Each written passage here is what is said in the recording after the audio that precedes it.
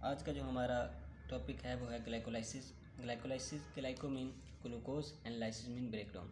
ऐसा प्रोसेस जिसमें ग्लूकोज की ब्रेकडाउन होती है उस प्रोसेस को हम ग्लाइकोलाइसिस कहते हैं। फॉर एग्जांपल, जैसे ही हम फूड इंटेक करते हैं, फूड इंटेक करने के बाद फूड हमारे स्टमक से होता हुआ स्मॉल इंटेस्टाइन में जाता है। इंटेस्टाइन में से जो ग्लूकोज होता है वो हमारे ब्लड में ऑब्जर्व हो जाता है। ग्लूकोज ब्लड में ऑब्जर्व होने के बाद तमाम सेल्स को ट्रांसपोर्ट होता है। ट्रांसपोर्ट होने के बाद उन सेल्स में ग्लूकोज की ब्रेकडाउन होती है, जिसकी वजह से हमें 4 molecules of ATP and 2 molecules of pyruvate obtain होते हैं। ये किस तरह से होते हैं वो हम इसी वीडियो में आगे पढ़ते हैं। ग्लाइकोलाइसिस का जो प्रोसेस है ये ऑल टाइप्स ऑफ सेल्स में होता है। तो तमाम किस्म के सेल्स में ग्लूकोज या ग्लाइकोलाइसिस का प्रोसेस होता है। वो सेल्स चाहे एरोबिक हो चाहे एनारोबिक हो।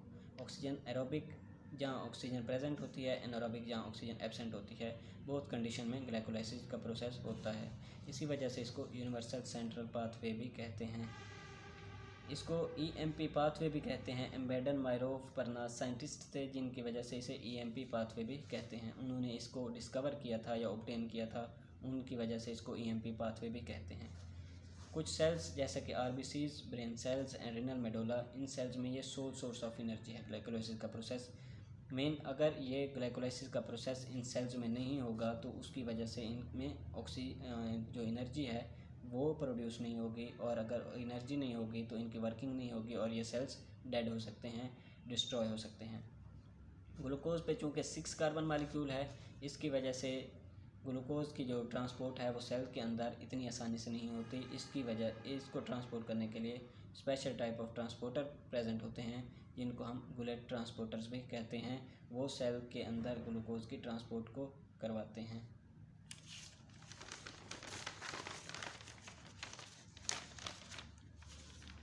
ग्लाइकोलाइसिस का जो प्रोसेस है ये 2 स्टेप्स पे मुश्तमिल होता है। 2 स्टेप्स इसके होते हैं। पहला है प्रिपरेटरी स्टेप, दूसरा है पे ऑफ फेज़।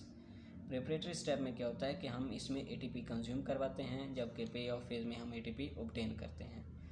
ग्लूकोज हमारे पास जो हमें फूड से ऑब्टेन हुआ वो हेक्सोकाइनेज एंजाइम की प्रेजेंस में एक ATP हमने यहाँ कंज्यूम करवाया। ATP कन्वर्ट हुआ ADP में। ATP का क्या मतलब है? एडिनोसिन ट्राईफॉस्फेट, मतलब 3 फास्फेट थे, जबकि ADP का मतलब है एडिनोसिन डाइफॉस्फेट मीन 2 फास्फेट थे। ATP से ये ADP में कन्वर्ट हुआ तो जो एक फास्फेट है वो ग्लूकोज की कार्बन नंबर 6 पे जाके लगा, जिसकी वजह से ग्लूकोज 6 फास्फेट प्रोड्यूस हुआ या ऑब्टेन हुआ। ग्लूकोज 6 फास्फेट और ग्लूकोज इन दोनों के दरमियान जो रिएक्शन है वो इरिवर्सिबल रिएक्शन है। मीन ग्लूकोज से ग्लूकोज 6 फास्फेट बन गया तो वापस से ये ग्लूकोज नहीं बन सकता। उसके बाद ग्लूकोज 6 फास्फेट फास्फोहेक्सोज आइसोमेरेज एंजाइम के प्रेजेंस में फ्रक्टोज 6 फास्फेट में कन्वर्ट होता है। ये रिवर्सिबल प्रोसेस है। मीन फ्रक्टोज 6 फास्फेट वापस से ग्लूकोज 6 फास्फेट में कन्वर्ट हो सकता है, जबकि ग्लूकोज 6 फास्फेट वापस से ग्लूकोज में कन्वर्ट नहीं हो सकता, इसलिए वो इरिवर्सिबल प्रोसेस एंड ये रिवर्सिबल प्रोसेस। और यहाँ पे एंजाइम कौन सा यूज़ हो रहा है? फास्फोहेक्सोज आइसोमेरेज एंजाइम। उसके बाद फ्रक्टोज 6 फास्फेट ATP फिर हमने यहाँ पे कंज्यूम करवाया। ATP कन्वर्ट हुआ ADP में। फास्फो फ्रक्टोज काइनेज 1 एंजाइम की प्रेजेंस में ये कन्वर्ट हुआ फ्रक्टोज 1,6 बिसफास्फेट में। मतलब पहले कार्बन नंबर 6 पे एक फास्फेट लगा हुआ था, अब जो हमने ATP दिया है और वो ADP में कन्वर्ट हुआ है, जो एक फास्फेट आया है वो कार्बन नंबर 1 पे जाके लगा, जिसकी वजह से फ्रक्टोज 1,6 बिसफास्फेट प्रोड्यूस हुआ। अब फ्रक्टोज 1,6 फास्फेट एल्डोलेज एंजाइम की प्रेजेंस में ये कन्वर्ट होता है ग्लिसर एल्डिहाइड 3 फास्फेट में एंड डाईहाइड्रोक्सी एसीटोन फास्फेट में। ग्लिसर एल्डिहाइड 3 फास्फेट भी 3 कार्बन कंपाउंड है, जबकि डाईहाइड्रोक्सी एसीटोन फास्फेट भी 3 कार्बन कंपाउंड है। फ्रक्टोज 6 कार्बन था, जो कि जब उसमें एल्डोलेज एंजाइम की प्रेजेंस में टूटा है तो वो 2 3 कार्बन कंपाउंड में कन्वर्ट हो गया। Glyceraldehyde 3 phosphate and dihydroxy acetone phosphate, ये बहुत जो दोनों मालिक्यूल हमारे पास बने हैं ये एक दूसरे के आइसोमर्स हैं, और ये ट्राईओज फास्फेट आइसोमरेज एंजाइम के प्रेजेंस में एक दूसरे में कन्वर्ट भी हो सकते हैं। चूँकि ग्लाइकोलाइसिस के प्रोसेस के लिए ग्लिसर एल्डिहाइड 3 फास्फेट ज़रूरी है, तो इसलिए डाईहाइड्रोक्सी एसीटोन फास्फेट भी ग्लिसर एल्डिहाइड 3 फास्फेट में कन्वर्ट हो जाता है। इस तरह से हमें 2 मालिक्यूल्स ऑफ ग्लिसर एल्डिहाइड ऑब्टेन होते हैं, ग्लिसर एल्डिहाइड फास्फेट ऑब्टेन होते हैं। अब इन 2 मालिक्यूल से आगे हमारा पूरा प्रोसेस चलेगा।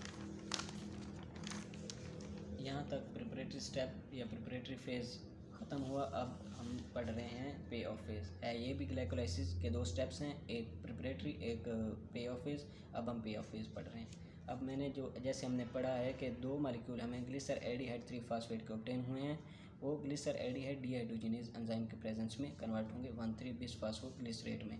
यहाँ पर हमने पढ़ा कि सिर्फ 3 फास्फेट है, यहाँ पे 1,3-बिस्फास्फो। अब जो कार्बन नंबर 1 पे फास्फेट आया वो कहाँ से आया? वो इनऑर्गेनिक फास्फेट है, जो कि साइटोसोल में इनऑर्गेनिक फास्फेट प्रेजेंट है, वो आके इसमें लगा और 1,3-बिस्फास्फोग्लिसरेट में ये मालिक्यूल कन्वर्ट हो गया। अब डीहाइड्रोजिनेज एंजाइम का क्या काम है? हाइड्रोजन की रिमूवल। NAD से NADH बना, मीन हमें यहाँ पे क्योंकि इसके दो मालिक्यूल्स हैं तो 2 NADH के मालिक्यूल्स हमें ऑब्टेन हो गए। अब 1,3-बिस्फास्फोग्लिसरेट फास्फोग्लिसरेट काइनेज एंजाइम के प्रेजेंस में इसने कन्वर्ट किया ADP को ATP में। मतलब यहाँ पे पहले हम ATP कंज्यूम करवा रहे थे, लेकिन यहाँ पे हमें ATP ऑब्टेन हुए हैं। तो इसका मतलब है कि ATP में कन्वर्ट हुआ और हमें 2 ATP मिल गए। जैसे कि हमने पढ़ा था कि प्रिपरेटरी फेज़ में हम ATP कंज्यूम करवाएंगे, लेकिन ये जो पे ऑफ फेज़ है इसमें हमें ATP मिलेंगे, ऑब्टेन करेंगे हम। उसके बाद 3-फास्फोग्लिसरेट में कन्वर्ट हुआ फास्फोग्लिसरेट काइनेज एंजाइम के प्रेजेंस में। अब 3-फास्फोग्लिसरेट जो है वो फास्फोग्लिसरेट म्यूटेज एंजाइम के प्रेजेंस में 2-फास्फोग्लिसरेट में कन्वर्ट हुआ। यहाँ पर सिंपल सी बात है कि यहाँ पर तीसरे कार्बन पे फास्फेट ग्रुप अटैच था, अब यहाँ पर दूसरे कार्बन पे फास्फेट ग्रुप अटैच है, जो कि एनोलेज एंजाइम के प्रेजेंस में और वाटर की रिमूवल से फास्फोफिनोल पायरुवेट में कन्वर्ट होता है। यहाँ पे फिर ADP के प्रेजेंस में ATP बनता है और ये फास्फोफिनोल पायरुवेट में कन्वर्ट हो जाता है। अब एक ATP हमें यहाँ ऑब्टेन हुआ और एक ATP हमें यहाँ ऑब्टेन हुआ। चूँकि इसके जो हमें मालिक्यूल्स मिले थे वो 2 मालिक्यूल्स थे, तो इसके वजह से 2 ATP हम यहाँ पे गिनेंगे, 2 ATP यहाँ पे होंगे, तो टोटल कितने ATP हमें मिल गए? 4 ATP। पायरुवेट बन गया। अब अगर ऑक्सीजन प्रेजेंट होगी तो ऑक्सीजन की प्रेजेंस में ये माइटोकॉन्ड्रिया में जाएगा और TCA साइकिल जो है होता है उसको इनिशिएट करवाएगा या अदर टाइप्स ऑफ साइकिल्स को इनिशिएट करवाएगा। अगर ऑक्सीजन हमारे पास अवेलेबल नहीं है, एनारोबिक रिएक्शन है, तो ये लैक्टेट में कन्वर्ट हो जाता है। जैसे कि हमने पढ़ा कि नेट ATP जो इसमें प्रोड्यूस हुए या जो हमने ऑब्टेन किए वो 4 ATP थे और 2 NADH मालिक्यूल्स ऑब्टेन हुए। यहाँ पर जैसे कि हमने पढ़ा था कि NAD से NADH में कन्वर्ट हुआ था, तो चूँकि इसके 2 मालिक्यूल्स थे तो इसकी वजह से ये भी 2 बने। ATP हर जगह, यहाँ पर भी ATP भी 2 बने और यहाँ पर भी ATP 2 बने, 4 ATP और 2 NADH बने, और जिसकी वजह से हम यहाँ पर कहते हैं कि नेट ATP जो ऑब्टेन हुए हैं वो 4 हैं, NADH जो हैं 2 हैं। टोटल गेन क्या हुआ कि 4 ATP हमें ऑब्टेन हुए और 2 तो हमने प्रिपरेटरी स्टेप में यूज़ करवाए थे, और नेट गेन जो हमारे पास आया है वो 2 ATP हैं और टोटल 2 NADH हैं। तो ये हमारा आज का ग्लाइकोलाइसिस का पूरा प्रोसेस था। इसमें आपने ये याद रखना है कि कितने ATP कंज्यूम हो रहे हैं, कितने ATP जनरेट हो रहे हैं, और ये स्पेशल तौर पे ये जो इन एंजाइम्स के नाम हैं ये याद रखने हैं। बाकी ये सारा सिंपल है, ये काफ़ी इम्पोर्टेंट हमारे पास टॉपिक है जो कि पेपर में आता है। Thank you.